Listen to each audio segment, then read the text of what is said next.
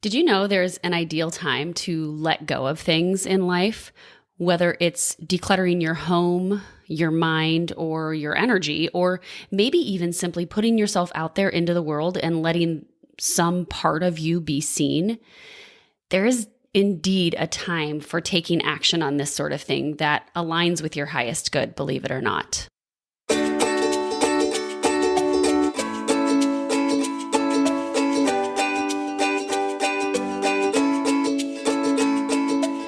Welcome to Health, Harmony, and Happiness with Kathy. I'm your host, Kathy Stricker. I'm a state patrol wife, mama to 3 lively kiddos, a yoga teacher, certified NLP coach, and an energetic rhythms expert. As an energetic rhythms coach, I help action-taking women use their body's rhythms and the moon's cycle to optimize productivity and avoid burnout without letting their desire to remain in control alter their focus. And this podcast is all about doing just that and perhaps a bit more so that you can create your own path to health, harmony, and happiness. So come along with me, and may this episode serve as a nudge to discover tools that could help you on your path towards more intentional living. Enjoy the show.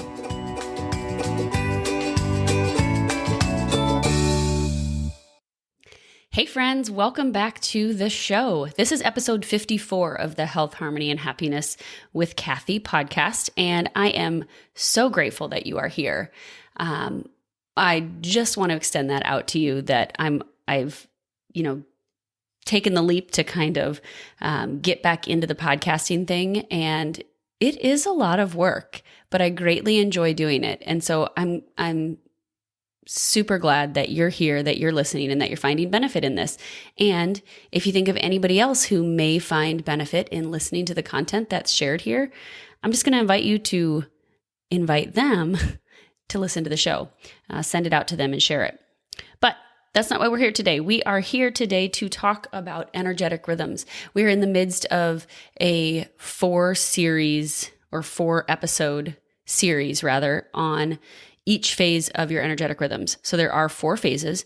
And remember that your energetic rhythms are basically you tuning into your body's innate rhythms or your body's signals even, and using them to guide how you live. That's one component of it. The other component is tuning into the universal energy around you, primarily the moon's energy. Right? It's putting those 2 elements, so your body's energy and rhythms, in combining them with the universal energy or the moon's energy and using them to move forward in life in a way that reminds yourself that you're cyclical, that you're not linear, you're not moving in a straight line. You are cyclical, you are renewing, and it requires that you move through each phase of this energetic rhythm cycle in order to really feel your best, in order to really be thriving in life. So we're breaking down each phase. Remember that the first phase is intention setting plus rest or surrender and acceptance. And we talked about that a couple episodes ago. If you haven't listened to that one, might be a good place to go back and start and then come back to this one, because it'll make everything else make sense and fall into place.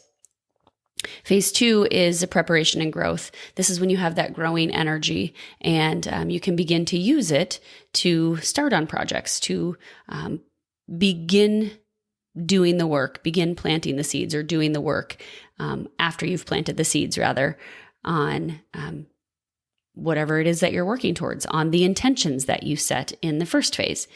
And today that brings us to phase 3, which is really intentional work plus thriving and beginning to release. It is the peak of the cycle. Remember that anticipating your highest energy times is important so that you can truly get the most stuff done without feeling like you're flailing about in the rapids of life, right? You want to be able to actually thrive and to feel like your mind isn't scattered, to feel like you know what you're doing, to feel like you're focused, and to feel like you've got a plan. You're not in those rapids, but you're moving forward with intention, right? And that's what this phase is all about. So let's jump right into it today. This phase is typically, when we talk about the lunar and menstrual cycle alignment, it aligns with the full moon. It mirrors the characteristics of a full moon or the days around the full moon. So 2 to 3 days on either side of the full moon. And honestly, when this episode goes live, it will be just after a full moon. We have a full moon on Tuesday, November 8th. And this episode will be going live on Thursday. So you'll still be in the midst of that full moon energy. And I'll get into this more, but just know that even if you're not even aware of the full moon and the energy that it brings, it's likely that when you start paying attention to it, you will realize how it impacts your life, how it impacts your kids, how it impacts the people around you. And we'll talk about that a little bit more as we go into this episode. But when we look at or consider the menstrual cycle, it mirrors the characteristics of the ovulatory phase, or that phase right in the middle of the cycle, the peak of the feminine cycle. If you're on a 28-day cycle, this would be like days 15 to 21. Now that's a little bit exaggerated. That's a full week that you could consider this time to be. But really, ultimately, it's like 2 to 3 days, maybe 5 days for in the menstrual cycle around ovulation, around the peak of feminine energy. And after we hit that peak, everything starts to diminish. It starts to wane, just like the moon. After the full moon, it starts to get smaller. After the peak of ovulation, your hormones start to drop, your body starts to prepare for something else, for the next phase. And we'll talk about that next week in the episode. But this phase and the last phase, I would say, so phase 2 and phase 3 are most often where people who thrive on hustling, thrive on that feeling of always doing. This is most often where you reside if you fall into that category. And it's likely that you're often avoiding phase 1 and phase 4 and just jumping right in and doing the work, right? Like you're checking things off your list. You're excited to get going, to see what's next, and to keep moving and keep spinning your wheels. Yeah. So if you thrive on that hustle, like if that's one of the words that you have ever used to describe yourself, maybe even with pride, because you know what, in a past, I don't want to say a past life because I do believe in past lives, but in past time in this lifetime that I'm in right now, I definitely took pride on hustling, and not so much anymore. Not so much. But if that's you, this phase is likely where you reside. And there's nothing wrong with that, friends. There's nothing wrong with that. So please don't hear that as a judgment that I think it's wrong to be residing there. I'm absolutely not saying that. I'm saying that sometimes it takes us getting to that point of living only in that hustle culture that we realize that our body is starting to communicate with us. Things are starting to break down. Maybe your body's not working exactly as you think it is supposed to be working. Maybe things just aren't happening like you envision in your mind, and you start to feel a little stuck. You start to feel a little like you need to look for answers elsewhere. So if that's you, it's okay. And it's a beautiful part of life to be in. Keep listening to this podcast because you will learn new tips. You will learn new things, new nudges to help you begin to perhaps consider moving away from that or trying a different approach. So that was a bunny hole or a rabbit hole of me going on about being in that hustle phase. And if you are, it's okay. But this phase that I'm going to talk about today is mostly where you reside, this phase and the previous phase. So if any of this resonates with you, you're in the right place. Yay. Okay. So some of the characteristics of this phase, this phase 3 of intentional work and thriving and releasing or beginning to release, are that it's kind of the blossoming phase, the releasing phase, right? It is the most fertile and active phase. It is expansive, whether you're talking the physical body or whether you're talking universal energy around you. When you even consider that full moon, it's big, it's expansive, it's opening things up. And what the moon does is it draws out our innermost creativity, our innermost thoughts, our innermost emotions. So maybe you're familiar with the idea that oftentimes hospitals are a lot busier, pharmacies are a lot busier around full moons. The medical world seems to see an uptick, and this is scientifically proven that there is an uptick in their workload around a full moon. And a lot of times that's because people aren't aware that their energy is so big that it's hard to manage. And it's coming out in other ways. It's coming out either through their physical body or through their mental body and their thoughts and their emotions. So keep that in mind. Also, though, during this time of the energetic rhythm cycle, so of phase 3, you might have increased stamina plus evening energy, right? The moon is out, the moon is big, and that makes us want to sleep less. And it might give us energy in the evening for social time, for celebrations, and for connecting with community. Like I said, it's the peak of feminine and lunar energy, which lunar energy is like feminine energy, yeah? So it's very nurturing, it's lighthearted, and it's receptive, right? So this is the peak of that receptivity time. I also mentioned that mental and emotional creativity are at their peak, which means you might have really vivid dreams during this time as well. Pay attention to that. You're most receptive to other people's ideas and to other people in general.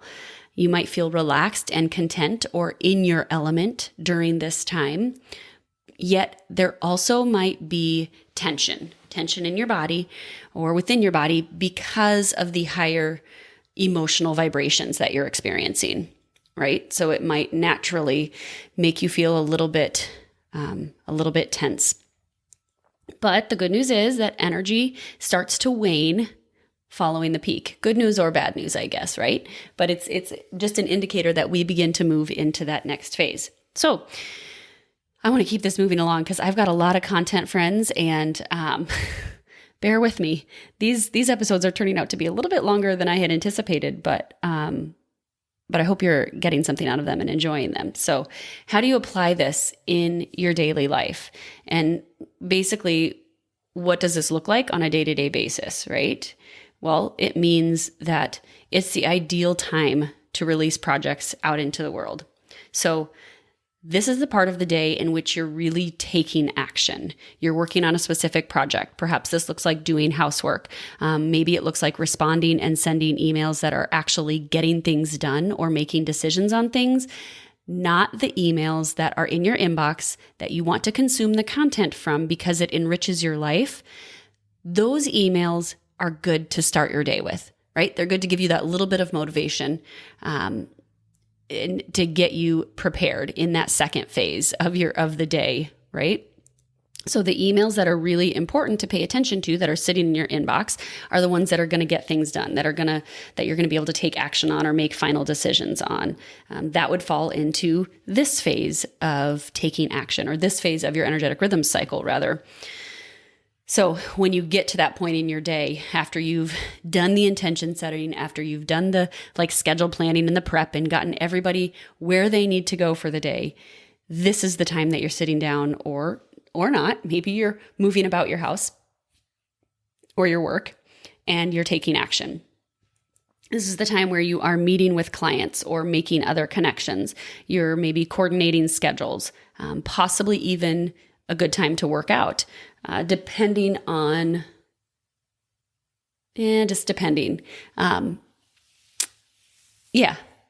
It could be a good time to work out. That's kind of a personal preference and a personal need of when you need that energy, but could be possibly a good time to work out. This is not the part of your day when you're planning your day. Remember, I already said that. That's happening like in phase 2.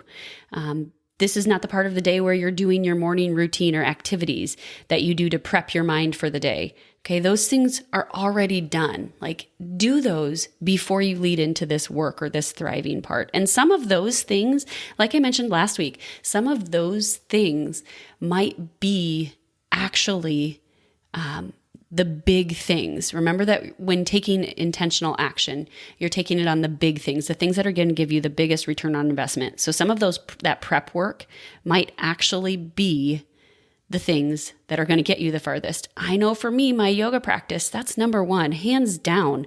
That is what helps me focus and helps me have the energy that I need. And I have to do that before I do everything else. And I'll tell you what, if I don't, you know what happens? That yoga practice doesn't happen. Or it gets shortened up, it gets interrupted, it doesn't happen. So one of the things that gives me the biggest return on investment in my own life is taking that me time, taking that time for my yoga practice. Maybe it's something else for you. Maybe it's your workout. Maybe it's your run. Maybe it's time spent with God, whatever it may be. Those are the things that also are contributing to your biggest return on investment. So don't discredit those at all. And then finally, this is not the part of the day where, like I said, you're reading the emails that aren't helping you actually get things done. Those emails, although they are good, and especially if you're nurturing your mind and they're emails centered around lifting you up, there's another time in your cycle or in the cycle of the day to be doing that. So when you look at your energetic rhythms cycle, you can look at it, as I've mentioned, on a daily basis or on a monthly basis, or even on an annual basis or a quarterly basis. So what we're focused on today is the daily and the monthly, right? So how to apply your monthly energetic rhythms cycle, how to apply all of this content to your monthly energetic rhythms cycle. And in order to do that, one of the things that is this is the best time to do, is a releasing ceremony or a releasing ritual. Okay. I do these around the full moon or the peak of my cycle. Just depends on how they align. But either way, always addressing that releasing ritual or ceremony or kind of giving some space for that in your life around the full moon is definitely ideal. That full moon, remember, is that visible reminder that we can be at our peak and then we begin to release, right? So the releasing ritual or ceremony is to help you begin releasing what's no longer serving you.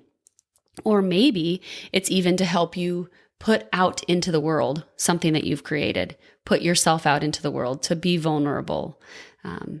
It's honoring the place of things that have been in your life or things that you are wanting to share with the world, blessing them, and then releasing them out.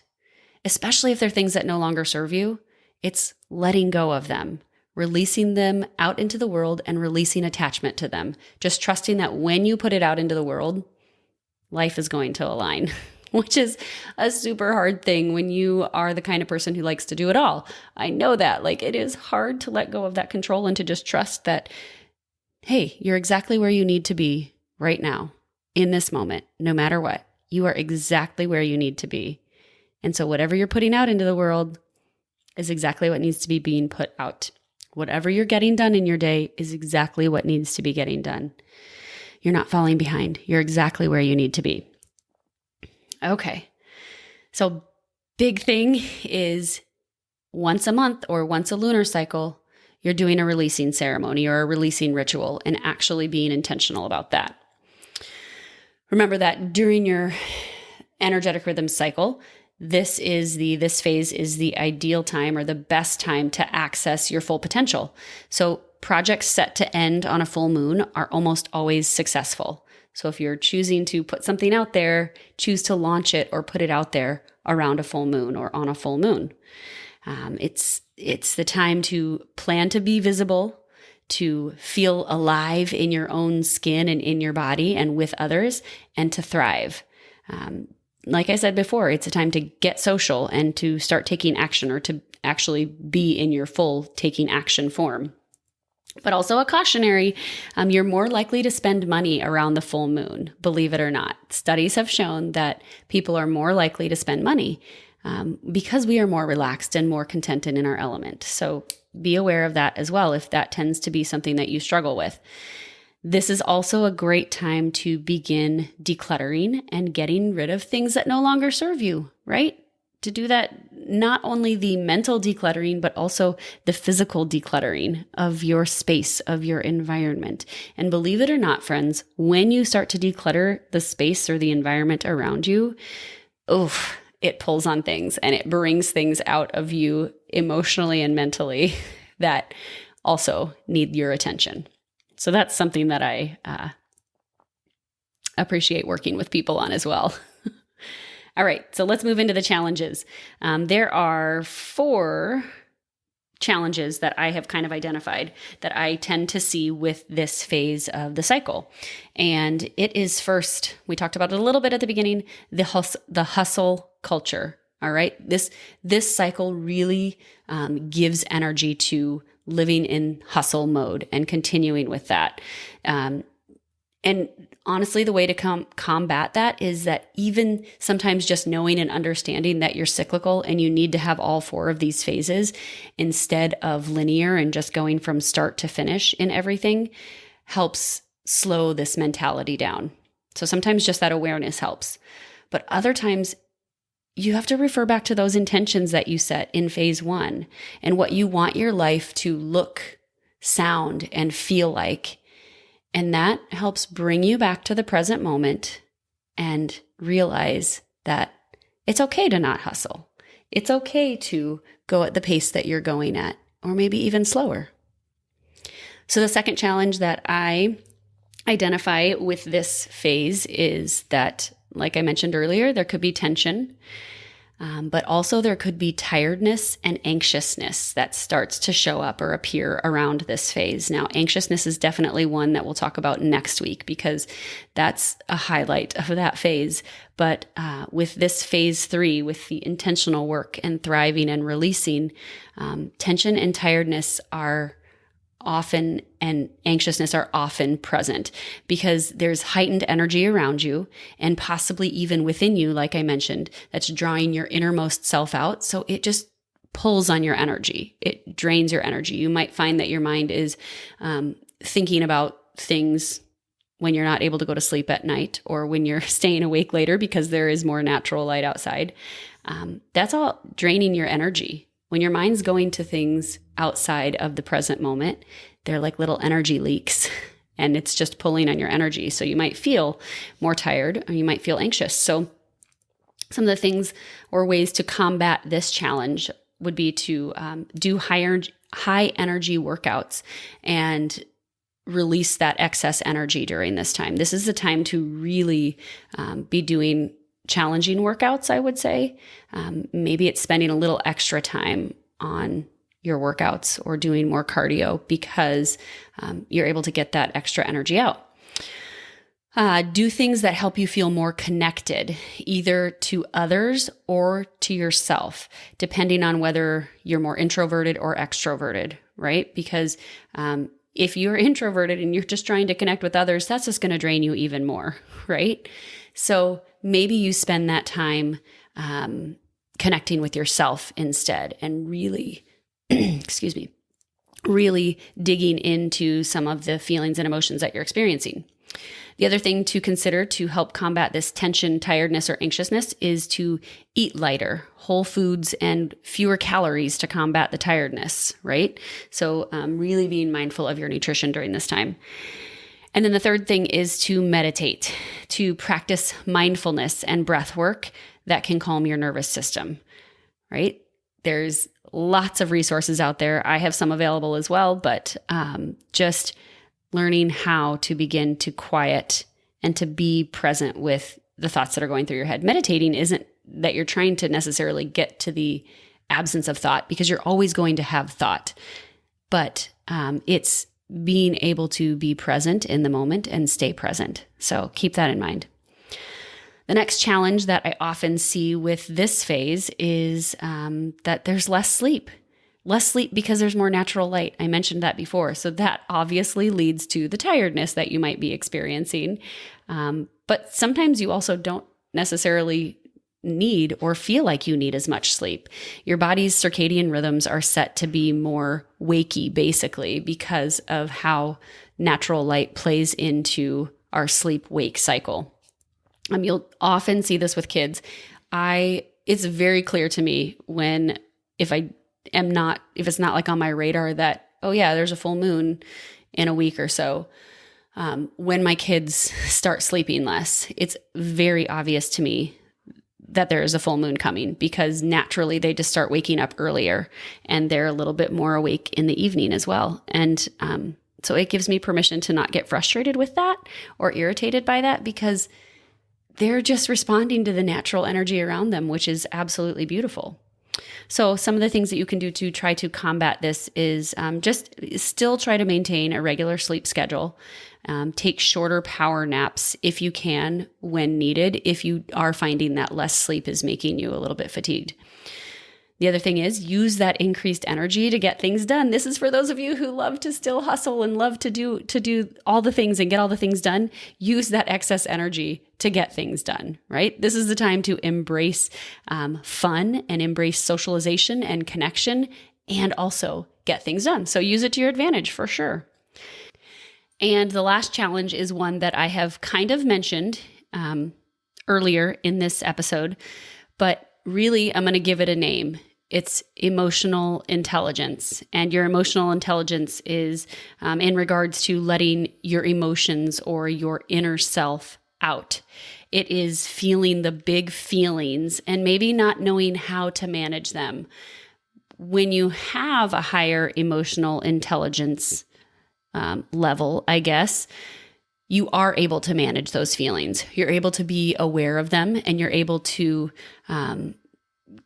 calm yourself when necessary, find the comfort or nurturing that you need when necessary, and then recover. It's about building resilience, basically. And if your emotional intelligence is not something that you've focused on in your life, or that you have been taught, and quite honestly, if you are of the era that I am of, emotional intelligence was not something that was around or that we talked about or that our parents taught us. Even just talking about emotions and naming emotions wasn't necessarily something that happened. Maybe you were brought up in a house that did happen, but I have come to find out that through work with lots and lots of clients, that is not necessarily the case. So learning as an adult to then begin to name emotions and to begin to be in touch with them and be able to manage them and to be able to recognize when they are going to impact you greatly and how to cope with those feelings is a big thing. So the definition that is given out there for emotional intelligence is the ability to perceive, interpret, demonstrate, control, evaluate, and use emotions to communicate with and relate to others effectively and constructively. So it's a whole scale. It's a whole scale of how well you could do some of those things, how much you adapt to doing some of those things. So basically, within this phase, this third energetic rhythms phase, we start to become aware of the triggers in life. So you might discover some things that actually start to trigger you that cause you to feel or experience those big emotions. Okay. And the awareness is the first step. And this is a phase that often that can be an easy time to do it because you might be a little bit more triggered. You might start to become a little bit more triggered, or you might start to actually feel those big feelings. Just like I said, when the medical world sees a lot of this, it's because people come in that maybe aren't as emotionally stable or maybe aren't as mentally stable. And so being able to identify things that make our emotions go a little wonky is important. And then you can work with a coach or a counselor, or get yourself some self-help books or self-improvement books that can help you begin to manage those emotions and explore the root causes of your triggered reactions and responses.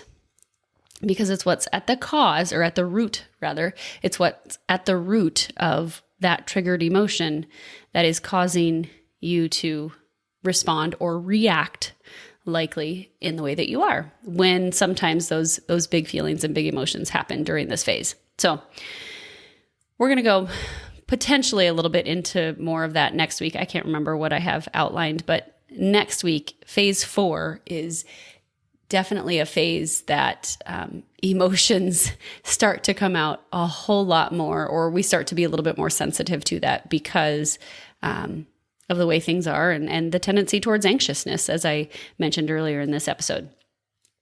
But really, this third phase is truly the one that's all about releasing things out into the world, both things that are no longer serving you and things that you're taking action on. But it's not just taking action. It's about intentional action, friends, which means you're still focused on the intentions that you set at the beginning of the cycle or the beginning of the month. You revisit those intentions and begin to take note of the things that you want to consider for the next cycle also. And that intention setting worksheet that I shared with you in the first episode of this series has a space on the second page, or as I print them, it goes on the back side of the page, where you're able to revisit and start to realize what are the things you want to be releasing, what are the things you want to be letting go of, or the things you want to consider for the next cycle. You can check in to see what can be let go of, what's no longer serving you, so that you can make adjustments and move forward without the extra baggage. And trust me, when you get to the next phase, you're going to want to be in the mindset already of getting rid of stuff so that you can feel lighter, because, spoiler alert, the next phase naturally feels heavier in general. Phase 4 has a tendency to feel heavy, to feel laden with anxiousness. And I'm not trying to, it's not a bad phase. I'm not trying to make it sound terrible, but it can be a very challenging phase in the fact that emotionally it just feels a bit heavier. So when you start to let go of baggage and let go of the things that aren't serving you, it makes that phase a little bit more tolerable also. But working with your energy, remember, comes with 3 parts to consider. You've got the universe's energy, or in our case, primarily the moon's energy, your own body's energy. Just like I mentioned at the beginning, you've got both of those elements. But the third element that I didn't share at the beginning is that you have free will, right? That's the thing that either moves you forward or keeps you making the same choices and living in the constant cycle of feeling completely burned out and not caring about the details and overworking to catch up from slacking because of exhaustion. It's that free will to choose to keep going that direction or to do something else. So you can use the energy, the moon's energy and your body's energy, and you can rely on that to give you some guidance and to give you the messages and the insights that you need. But ultimately, it's up to you to decide how you move forward and to decide how you honor the intentions that you set. Okay, friends, I'm going to leave you with one final thought. When you anticipate your highest energy times, whether that is whether you're thinking of it as your day flows from start to end, or whether you're thinking of it as a whole over the course of something like a month, right? From the start of one cycle to the end of a cycle over a course of days. Either way, whichever way you're looking at it, phase 3 is the high energy phase. And when you can anticipate that phase, you truly can get the most stuff done without feeling like you're struggling in the rapids of life. It is possible to actually feel like you're flowing through life instead of swimming upstream or drowning in the rapids. But you have to be able to anticipate that, and you have to be able to honor each phase of the cycle. So if you were to just end in this third phase, or remain in this third phase rather, and not move on to the next phase, that's when you're still going to feel like you're flailing around in the rapids. That's when you're going to feel like you're stuck and you're not moving forward or really living in your highest self. So tune in next week when we talk about phase 4 and what that looks like, what that feels like, and why it's important to have that phase and why it's important to not skip out on that phase or to keep it in your mindset or way of living. All right, friends, if this was helpful to you in any sort of a way, I would just invite you to share it with at least one other person and maybe even take a screenshot of it while you're listening on your phone. Take a screenshot, post it to one of your social media handles, to Instagram or Facebook, and tag me in it at Karen Yoga Wellness or at C Stricker. I would love it. And I hope you have a beautiful week and use this time around this full moon to do some releasing and just consider what it is you're ready to let go of. Thanks for tuning in. I'm Kathy Stricker, and you've been listening to Health, Harmony, and Happiness with Kathy. Cheers to cultivating your own version of health, harmony, and happiness in your life.